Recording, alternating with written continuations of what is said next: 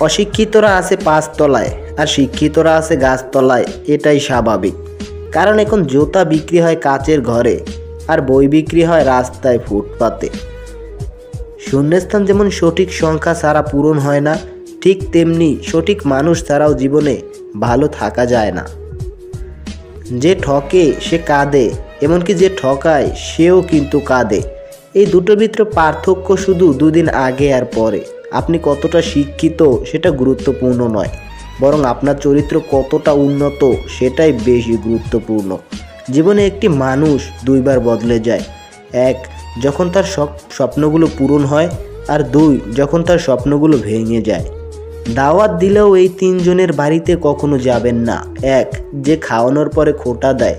দুই, যারা অবৈধ পথে উপার্জন করে। তিন, যারা মুখে মুখে প্রশংসার জোয়ারে ভাসায় কিন্তু পেছনে বদনাম করে। যাকে তুমি সবচেয়ে বেশি দাম দেবে সেই তোমাকে সবচেয়ে বেশি সস্তা ভাববে। মানুষের জীবনের প্রথম কাপড়টা অন্যের হাতে পরতে হয়, আর শেষ কাপড়টাও পরতে হয় অন্যের হাতে। তাহলে এই পৃথিবীতে মানুষ কিসের এত অহংকার করে? যে সম্পর্ক অন্যের কথায় নষ্ট হয়ে যায়, কখনোই সেটা প্রকৃত সম্পর্ক ছিল না। হোক প্রেম বা বন্ধুত্ব, যে কোনো সম্পর্কের মূল ভিত্তিই হলো বিশ্বাস। শিয়াল অনেক চালাক হওয়া সত্ত্বেও মানুষ কিন্তু কুকুর পোষে, কারণ জীবনসঙ্গী হিসেবে চালাকের চেয়ে বিশ্বস্ততা সবচেয়ে বেশি প্রয়োজন।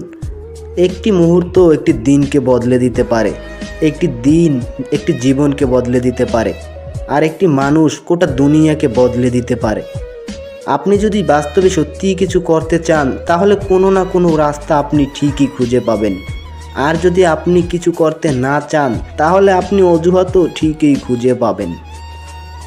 মানুষ ব্যর্থতা থেকে শেখে, সাফল্য থেকে নয়। তাই একবার ব্যর্থ হলেও পুনরায় আবার চেষ্টা করে দেখা উচিত। মানুষের দাম বেড়ে যায় কখন জানো? যখন তুমি তাকে আপন ভেবে গুরুত্ব দেবে, তখন সে তোমাকে এমন ভাব দেখাবে যেন তার কাছে তোমার কোনো মূল্যই নেই।